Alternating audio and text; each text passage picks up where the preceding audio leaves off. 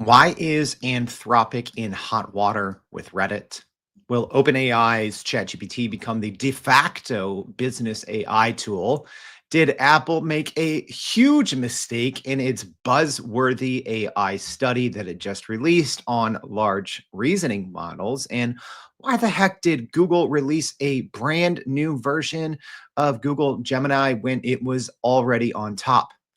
Yeah, a lot happening as always this week in the world of AI news. And if you missed anything, or if you're just spending so much time wondering what all of these updates mean for you and your company or your department, don't spend hours a day doing that. Instead, just spend your Mondays with us here on Everyday AI as we break down the AI news that matters.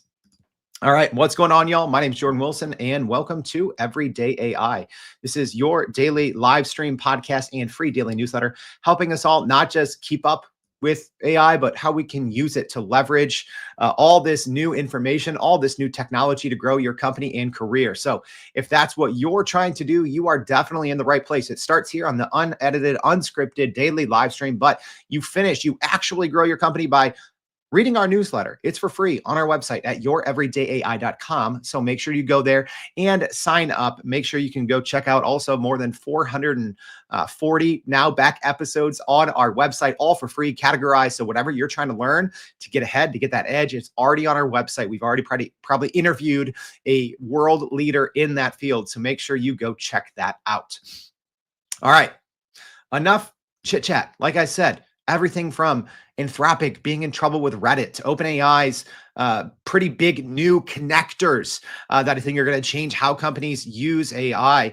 I think this new study from Apple got a lot of things wrong. And Google, yeah, we have a new version of Gemini 2.5 Pro. All right, let's get into the AI news that matters for this week. What's up, live stream audience? Good to see you. Everyone from Al joining us on YouTube, from Scotland, Georgie joining us from Jamaica, Kimberly on the LinkedIn machine, from New York City. Jay woke up somehow in West Virginia. Dr. Harvey Castro, thanks everyone for joining us. All right, let's start first. Probably the most recent update in terms of it's only been a couple of hours, but OpenAI has rolled out a major new advanced voice mode upgrade. So OpenAI has launched a significant upgrade to its advanced voice mode in ChatGPT, which is now available to all paid users across platforms, according to the company. So the revamped voice mode delivers much more natural speech with improved annotation, realistic cadence, and expressiveness that can capture emotions like empathy and sarcasm. So users can now access real-time language translation as well. That one's pretty cool, by simply requesting it, allowing continuous two-way translation throughout conversations. So that's an enhancement aimed at, travelers, global professionals, but that one's pretty big, right? By just saying like, hey, act as a translator, you're going to hear, two different people speaking two different languages, and the new advanced voice mode, well, if it works correctly, will take care of the rest. So this new update builds on earlier improvements to accents and interruption reduction, making voice mode more reliable for diverse users. So these new features are designed to make interactions feel more human and seamless and a little less robotic, which could benefit anyone relying on voice AI for communication. I gave this a try. One thing I think this does a little bit better on is starting out in advanced voice mode. One thing that especially when I'm on the phone, one thing I never really know if advanced voice mode is like ready to go. So this new update, I think, helps with that just a little bit, kind of that first response. That's just my take right now. OpenAI did also note that there's some limitations, including occasional drops in audio quality and some rare instances of unintended sounds. So not quite, as eerie as the one last year, right, where the advanced voice mode was like saying help, right, like help, get me out of there. So nothing like that, but OpenAI did say that this isn't perfect and there's probably going to be some mistakes. So live stream audience, have you guys tested the new advanced voice mode out? And I think probably I haven't actually done a lot of kind of coverage on the show of these different voice modes, right? I think I did the original one on a show here. I think one of the reasons is it's sometimes hard to capture that on the phone. So maybe I'll just have to like grab my wife's phone because I use I use my phone to, shoot the video here for the live stream. So yeah, let me know if I should do the new advanced voice mode. Google Live is obviously really good. Perplexity has theirs. I just don't know if our audience, podcast people as well, I always put my information in the show notes. Let me know if that's something you'd want to see, kind of a voice off battle, or at least going over what these voice modes can and can't do. Let me know if that's something you'd want to see. Dr. Harvey Castro says 11 Labs and Hume AI are better at emotional intelligence. Yeah, we did talk about this on the show, last week on the AI News That Matters. 11 Labs has their V3. I don't know. I'd say this new version, maybe not. I'd say obviously the 11 Labs and Hume, maybe 4 days ago, were better in this regard. I don't know. I'd say right now, this new advanced voice mode update that just rolled out hours ago would at least put OpenAI in the, either 1A or 1B conversation, where I think maybe before there was a little bit of a drop off in terms of quality. Cecilia says, yeah, do a voice off show. Brian says it as well. Al here on the YouTube machine says, would like a feature where it could just listen and transcribe. Yes. My gosh, I would love that, right? Which is, it's not that big of a deal. Generally I would just use a third-party tool, but I would love that as well, to just be like, yo, just don't say anything. I'm just going to, word vomit here for 15 minutes. I've tried it before, and a lot of times it just cuts out. So yeah, Al, I like that idea. Just to be like, have a translation mode, but just to be able to talk to advanced voice mode for that. I think that would be cool. All right. Our next piece of AI news. Anthropic's in trouble. Well, because some of the other big companies like OpenAI and Google have paid tens of millions of dollars to partner with Reddit for their data. And apparently, according to a new lawsuit, Anthropic is just trying to grab it all for free. So Reddit has filed a lawsuit against Anthropic in California Superior Court, accusing the AI startup of illegally scraping Reddit user comments to train its Claude chatbot. So the lawsuit claims that Anthropic used automated bots to collect content from Reddit despite explicit requests not to and without user consent, raising fresh concerns over privacy and data rights as AI companies race to improve their models. So unlike other lawsuits targeting copyright infringement, Reddit's case focuses on a breach of its terms of use and claims Anthropic's actions account to an unfair competition. So like I said, Reddit has pretty lucrative licensing agreements right now with OpenAI and Google and other companies that pay for access to its data, enabling the platform to enforce privacy protections and user rights. So yeah, like when you are using Reddit, you're essentially being like, yo, yeah, I'm giving, Reddit permission to give this data to OpenAI and Google to train their models. And these are agreements that helped Reddit prepare for its public stock market debut last year. So Anthropic's CEO and researchers have previously documented the value of Reddit's subject matter forums for AI training, and the company maintains its use of web data is lawful and essential for developing language models. So this lawsuit highlights growing tensions between the content platforms and AI developers, underscoring the stakes for companies relying on user-generated content and the potential impact of how publicly available data may be used or restricted in future AI advancements. So it's no secret how valuable Reddit data actually is, right? So many times, if you're looking at the sources of information when you're asking an AI chatbot a question, so many times it comes from Reddit. You could actually make the argument that Reddit, aside from, maybe a source like Wikipedia, you can make a claim that Reddit is potentially one of the most, or if not the most important single website for training data. One of the reasons is a lot of the information that, these AI labs kind of just scrape on the open internet are available in kind of like, there's redundancy, right? Like even with Wikipedia, right? a lot of that information, especially when it's factual, exists in a handful or dozens or hundreds of different sources.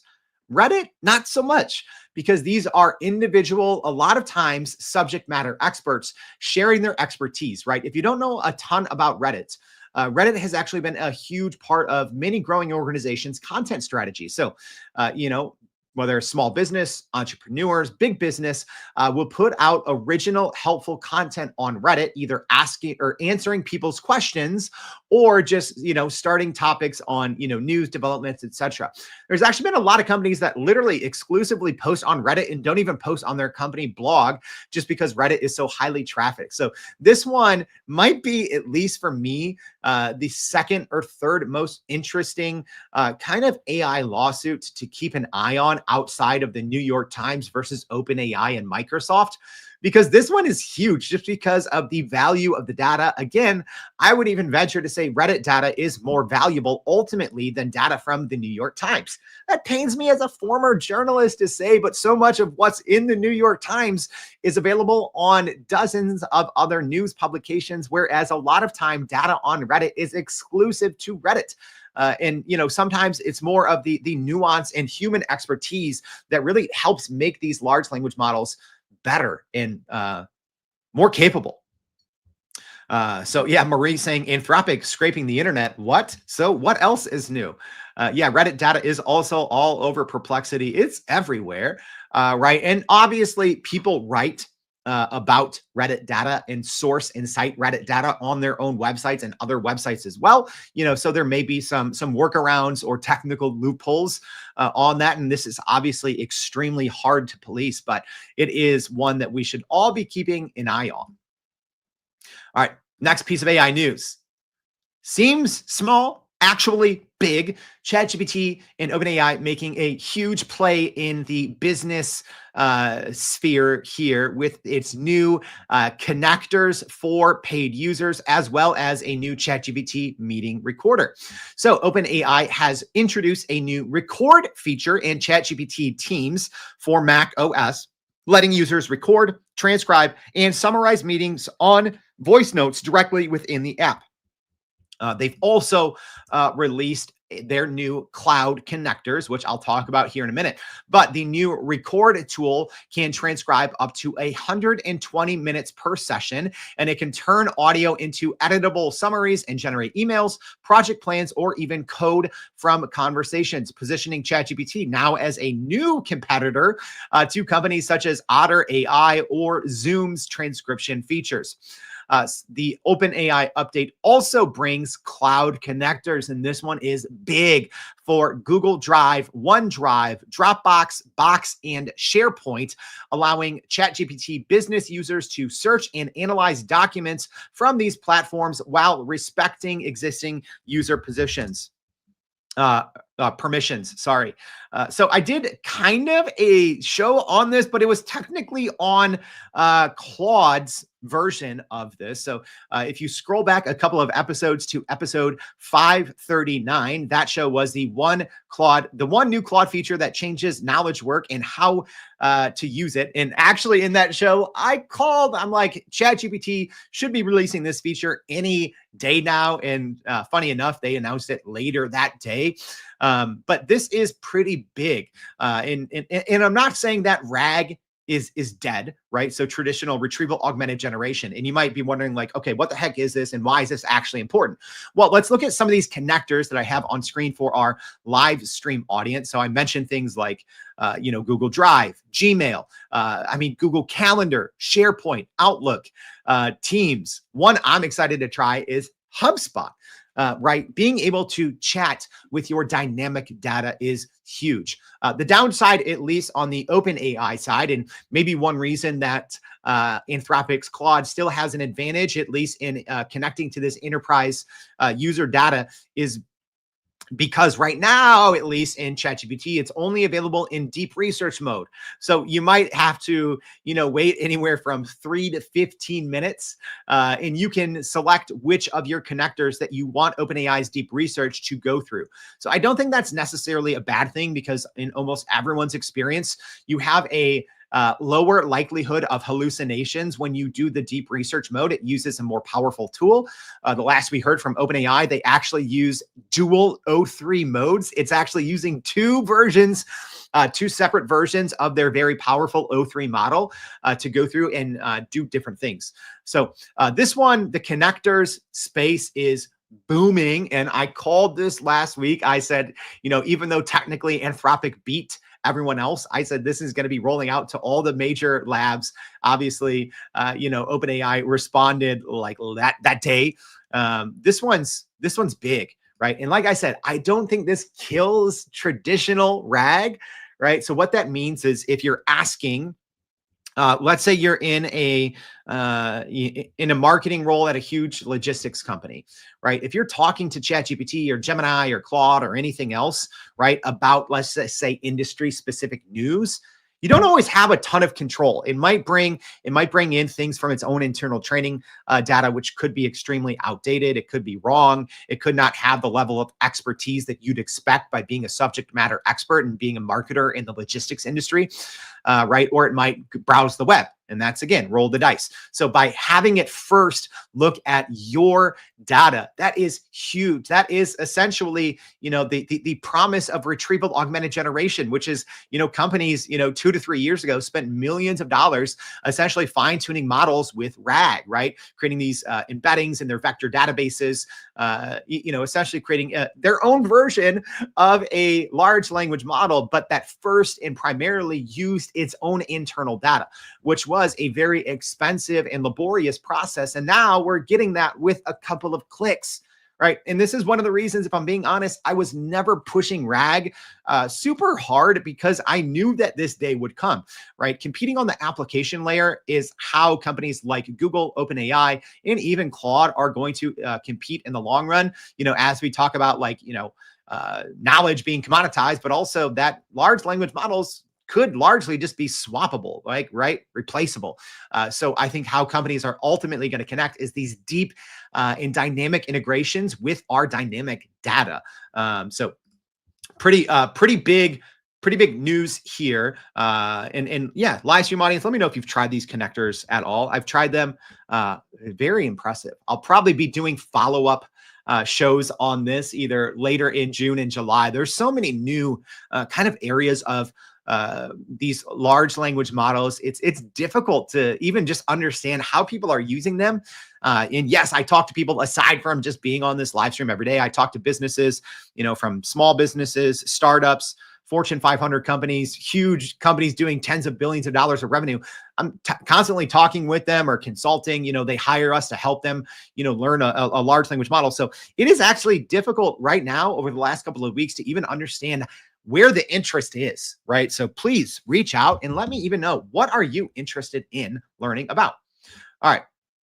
Our next piece of AI news, for some reason, Google has just woken up and chosen to dominate even more because they released a new version of its Gemini 2.5 Pro model, even though their previous version of Gemini 2.5 Pro was already by far the most powerful and capable large language model. So Google has begun rolling out a preview of its upgraded Gemini 2.5 Pro model, which will be generally available in the coming weeks. So this new version is labeled 6.05 or June 5th, right? So it's been out for just a couple of days, not to be confused with their previous version, which was actually 5.06. I kind of wish that Google would have maybe waited a day or rolled this out a day sooner, because if you're dyslexic, you're probably going to see these as the same model and you're going to be like, wait, which is this, the 0605 or the 0506? Regardless, it's showing significant improvements in coding benchmarks, challenging tests such as GPQA, and even humanities last exam, which is one of the most challenging AI benchmarks for large language models that assesses math, science knowledge, and reasoning skills. So this new update also addresses user feedback about performance drops from their previous model outside of coding. And Google promised improved style and structure for more creative and better formatted responses. And yeah, in terms of ELO, right, we talk about the LM Arena pretty often here on the show. This is where you can go in, you put in input, you put a prompt in, you get outputs from two different models. You don't know which one's which, you choose which one's better, and then you get an ELO score. And Gemini 2.5 Pro, the new version, the June 5th version, actually got a 24-point jump over its previous version. So now Google, their 2.5 Pro is number 1 and number 2 on the LM Arena board. So the model upgrade is available through the Gemini API or via Google AI Studio and Vertex AI. Pretty exciting. And if you remember when I covered Claude 4, what episode was that? If you want to go back and listen to it, where was that? Here we go. Episode 534. This was on May 28th when we talked about Claude 4, because one of the things that Anthropic really hung its hat on is, all of their scores in software engineering, web development, etc. And I said, yeah, good luck with that, Anthropic, because that's going to last a whole maybe week or two until Google updates their Gemini 2.5 Pro. Sure enough, within about 10 days, they wipe out at least external benchmarks that Anthropic's Claude had. Yeah, they're gone. They're gone. So Gemini 2.5 Pro on the LM Arena now holds the top mark in every single category. It's silly. It's absolutely silly. All right, let's take a quick break for words from our sponsors at Google. This podcast is supported by Google. Hey everyone, David here, one of the product leads for Google Gemini. Check out VO3, our state-of-the-art AI video generation model, in the Gemini app, which lets you create high-quality, 8-second videos with native audio generation. Try it with the Google AI Pro plan or get the highest access with the Ultra plan. Sign up at gemini.google to get started and show us what you create.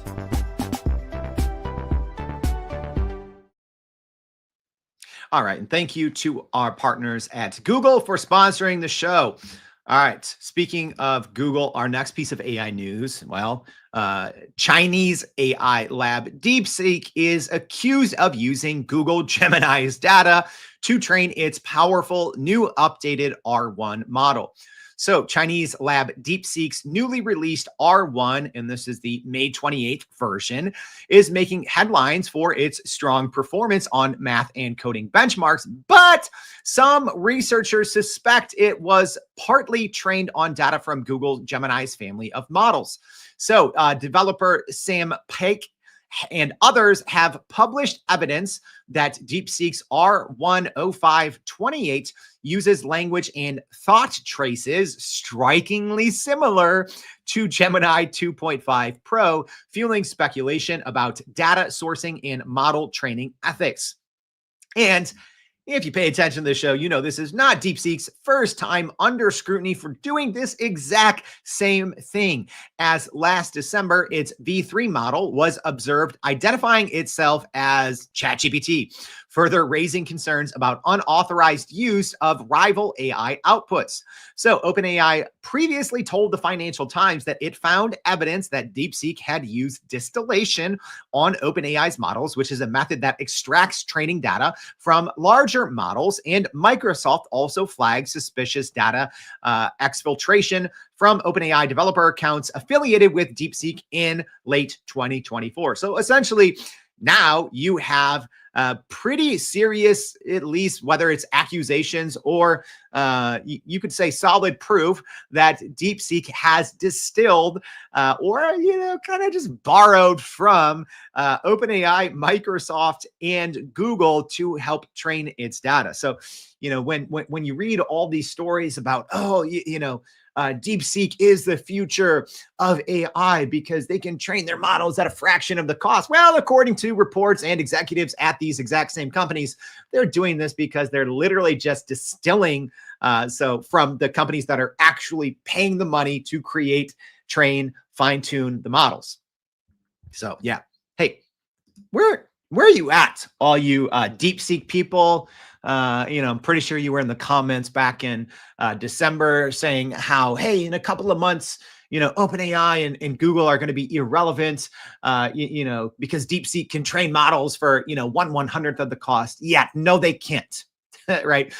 Go look at the semi-analysis report on that. I'm going to go pull up what show was this. I did a deep dive on DeepSeek a couple of weeks after all the hoopla. So go listen to episode 460 on that. And I break down the artificial analysis report that essentially looked at DeepSeek, and they're like, wait, they did not train this model for, $5.6 million, which is like 5% or 2% of what it would actually cost to train.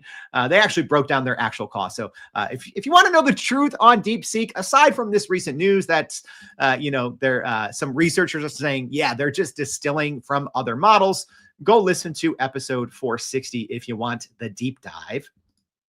All right. Joe here saying won't touch DeepSeek, Chinese government surveillance worm. Yeah. So if you're using DeepSeek, FYI, via the API or on their website, you are sending all of any information that you upload straight to the Chinese government. So this isn't me being political or me doubting open source. I'm all for open source, right? I'm all for open source, open weight models, but I don't know. Do you want to send all of your data, if you're using the API, for using the online version, straight to the Chinese government? That's up to you. Maybe you don't care. But yeah, I would definitely be cautious, especially for enterprises that aren't reading the fine print. Yeah, you should probably read the fine print on that one. All right. Our next piece of AI news, Anthropic in even more drama. It's been the week of drama for Anthropic after last week. We saw, over the last 2 weeks, we saw a week of releases, right? We saw Claude 4, their Opus and their Sonnets getting Claude 4 pretty big bumps. And then we saw their version of connectors called integrations. But now it's just all the drama because, like we just talked about, facing a pretty big lawsuit and consequential lawsuit from Reddit. And now some drama or a potential breakup with Windsurf. So Anthropic has withdrawn nearly all access to its Claude 3.x model. So, that's 3.5 and 3.7 models from Windsurf after reports surfaced that OpenAI is acquiring Windsurf for $3 billion. So Jared Kaplan, Anthropic's co-founder and chief science officer, confirmed the move was driven by a desire to avoid enabling a direct competitor to focus on lasting partnerships, citing limited computing resources as a secondary factor. So Windsurf users. So if you don't know what Windsurf is, it's one of these kind of AI vibe coding platforms. It's much more than that, but if you had to put it into a category, it's a vibe coding platform like Cursor, right? So Windsurf users, including both their free and pro customers, lost direct Claude access with less than a week's notice. And access now requires users to bring their own API key, while Gemini 2.5 Pro is being offered at a discounted price as an alternative. So Windsurf, formerly Codium, has criticized the decision from Anthropic as anti-industry and warned it could negatively impact many other companies reliant on AI model access. The timing suggests Anthropic wants to prevent its Claude models from supporting soon-to-be OpenAI-owned rival and possibly to protect its proprietary data from leaking into competitors' ecosystems. So a lot of people online are losing their noodles on this, and they're like, oh, this is such a terrible move from Anthropic. I don't know. My 2 cents is I don't blame Anthropic for this. I think it was in bad taste that they cut off access to these models with, I think they said 5 days notice, right? We've seen reports on this OpenAI acquisition on Windsurf now for 3 weeks. So yes, maybe Anthropic needed to do its due diligence to independently kind of confirm this rumored or reported on acquisition and to clear things internally. But still, to do this with only 5 days, even though I understand and agree ultimately with their decision, to do it with only 5 days notice is kind of bad form, right? Especially given the fact that Anthropic, their really only future customer base, if I'm being honest, for the most part, is software developers, web developers, people doing agentic coding, and they're using tools like Windsurf and Cursor for that. So I know this angered a big portion of their current customer base. So probably not a good move, at least on the optics from Anthropic, even though I agree with it. Y'all, Anthropic has like a PR problem, right? We talked about it last week on the show, kind of with their how they talked about, oh, we found all these problems with Claude 4. They're really bad. And then they deleted the tweet. It's bad. Internal, I don't understand how a company as big as Anthropic is essentially just abysmally bad. I don't even know if that's a word, but they're just very, very bad at comms, right? I don't understand it, because this is a simple business 101, right? Don't piss off your biggest user base. And they did by doing this, even though I think ultimately they made the right decision. You probably should have given at least a couple of weeks of notice. All right. Our next piece of AI news, speaking of kind of hot takes, I might have one on this one tomorrow. So a new Apple research paper called The Illusion of Thinking argues that AI reasoning models offer only marginal improvements only over standard language models and often fail as tasks grow complex, challenging a central narrative in recent AI development. So according to this Apple study, standard large language models outperform reasoning models on simple tasks, while both types collapse on highly complex problems, with reasoning models regressing as complexity increases, contradicting claims that chains of reasoning yield smarter AI. So the study highlights a critical vulnerability. Introducing small irrelevant changes to prompts can degrade model performance by up to 65%, revealing the model's reliance on pattern recognition rather than genuine logic or deductive reasoning. So Apple, in their study, found no evidence that current reasoning models perform true logical problem solving. Instead, they predict responses based on statistical patterns from their training data, casting doubt on the practical value of chain of thought outputs or these reasoning models. Critics have accused Apple of being short-sighted or self-interested, especially as the company's own AI products like Apple Intelligence and Siri 2.0 face AI challenges. But Apple maintains its focus on privacy-preserving, efficient on-device AI aligns better with real-world use cases. And the paper's conclusion that large-scale reasoning offers limited benefits also happens to coincide with Apple's public strategy of focusing on smaller, efficient on-device models, leading to accusations that the research is just marketing designed to justify their current position. The research exclusively uses abstract logic puzzles with a single correct answer as its benchmark. This is a terrible study, ignoring the primary real-world applications of reasoning models, which often involve creative collaboration, coding, and drafting, where the step-by-step thinking process itself is a valuable output. So let me just say it now. I'm going to not sleep a lot today and tonight because I read this study over the weekend, and like at first I'm scratching my head and I'm like, how is this come, like who approved this? Right? This did not seem like a research-led initiative.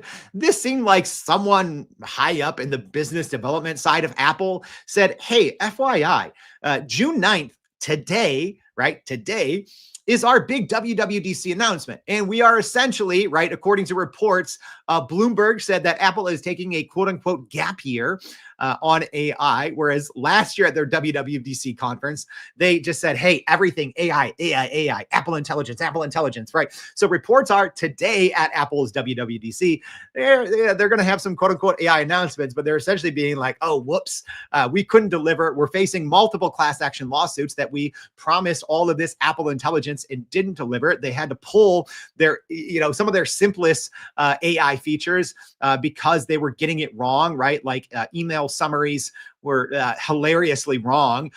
So Apple clearly has an AI problem. So you have to question the validity of this research, even though the research itself is valid. How they framed it, I think, actually is extremely disingenuous to the research field, right? I'm not a researcher by any means. I've obviously read hundreds of research papers over the last, 3 to 5 years as I become more interested and more involved in artificial intelligence. And out of all the ones I read, this is probably the most questionable research paper I've ever read. Like I said, the observations are sound, but this seemed like marketing. This seemed like cherry picking. This seemed like just something that, again, just seemed very disingenuous to just the AI research community, right? This seemed like almost Apple, bending over backwards to try to cherry pick and frame certain research data to justify how they're absolutely so bad at AI. It is unfathomable that a company like Apple, many years later, after we saw reports they were spending millions of dollars a day internally on their own AI systems, couldn't roll out anything that didn't work or didn't get them sued. So instead of facing the facts and doubling down and getting it right, now instead they're taking a gap year and they're putting out a suspiciously timed research paper that casts doubt on the future of large language models, literally hours before their announcement where their future of large language models is being swept under the rug. Interesting, right? Yeah. Joe here saying Apple marketing commissioned a study to prove that AI reasoning models are overhyped. Yeah, little tongue in cheek, but I'm with you there, Joe. This doesn't seem like a research-led survey, right? Like even looking at the actual facts the researchers make. So the facts are sound, right? But they're also illogical, right? And the way that they're framed, I'm like, this seems like a company with a huge agenda that is trying to shift markets because they know by putting this out at this time, it's getting a ton of news coverage. And news coverage, whether you believe it or not, it shifts markets. So yeah, actually tune in tomorrow. I'm going to commit to it right now. We're going to do a hot take Tuesday on this paper. I know that sounds dorky, but I got takes. All right. And our last piece of AI news, Meta is reportedly in talks for a $10 billion plus investment in Scale AI. So according to Bloomberg reports and Reuters, Meta Platforms is exploring an investment in Scale AI that could exceed $10 billion. So the deal, if finalized, would be one of the largest investments in an artificial intelligence startup ever and underscores the intensifying race among tech giants to secure AI capabilities. So Scale AI was founded in 2016 and was last valued near $14 billion, specializes in data labeling, and already counts NVIDIA, Amazon, and Meta as backers. The company also operates a platform for AI researchers to share information with participation from contributors across more than 9,000 different cities.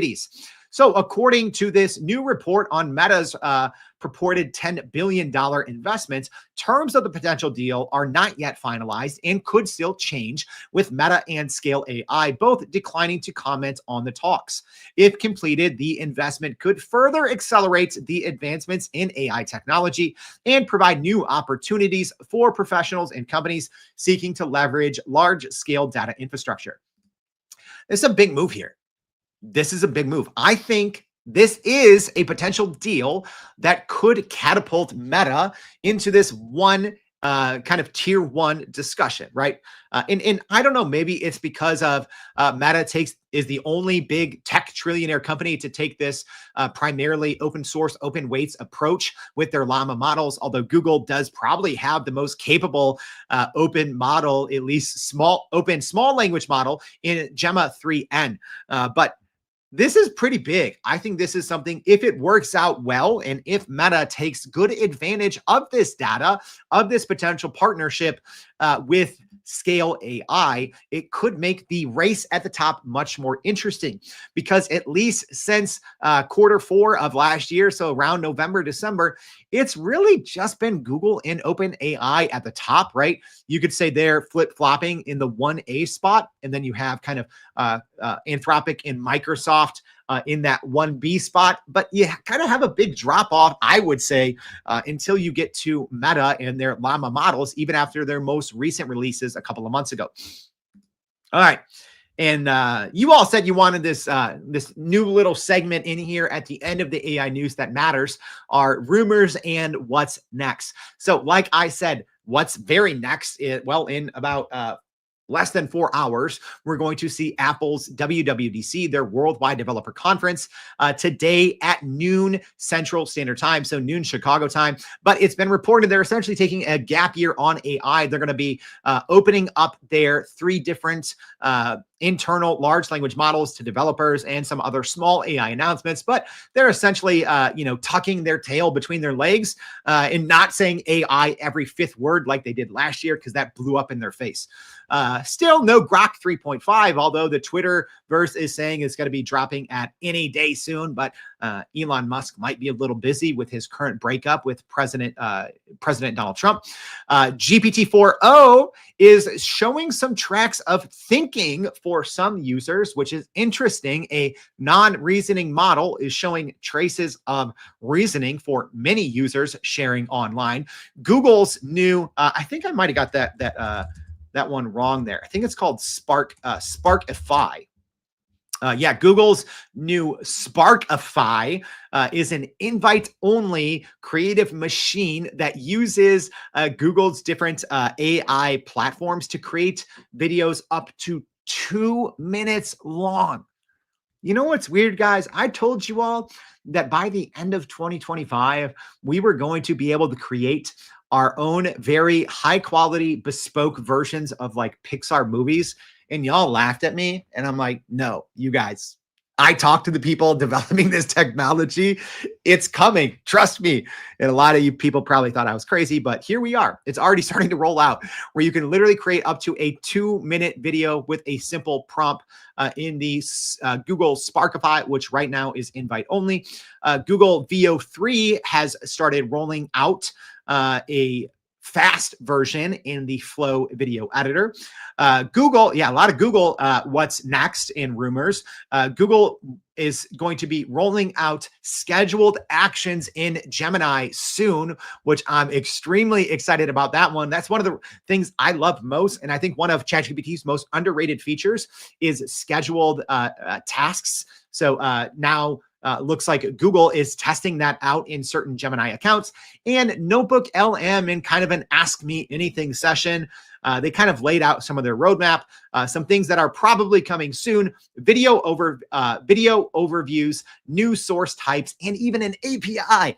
A Notebook LM API is mind-boggling what that could do for the industry. All right. I hope this was helpful. So let me quickly recap the AI news that matters. So OpenAI has released an updated and more human-like version of its advanced voice mode. Reddit is suing Anthropic for allegedly scraping user data it didn't have a license to do. OpenAI has launched its new cloud connectors and ChatGPT meeting recorder. Although I haven't seen the meeting recorder pop up in my Mac app yet, the cloud connectors are there. Google has unveiled its upgraded Gemini 2.5 Pro model, even though it was already winning the race. New reports are saying that Chinese AI lab DeepSeek is using Gemini data to train its new powerful R1 model. Anthropic has cut Claude access for Windsurf amid OpenAI acquisition rumors. A new Apple study is challenging the hype around AI reasoning models, but I'm going to break that down in tomorrow's Hot Take Tuesday. And last but not least, Meta is reportedly in talks for a $10 billion plus investment into Scale AI, which would be one of the largest investments in an AI company ever. All right, I hope this was helpful. If so, please share this with your friends. Click repost if you're listening here on Twitter or on LinkedIn. I'd appreciate it. If you're listening on the podcast, as always, please click that subscribe button on Spotify or Apple Podcasts, wherever you're listening. Yeah, maybe you just listen on the live stream. This thing goes out on the podcast, FYI.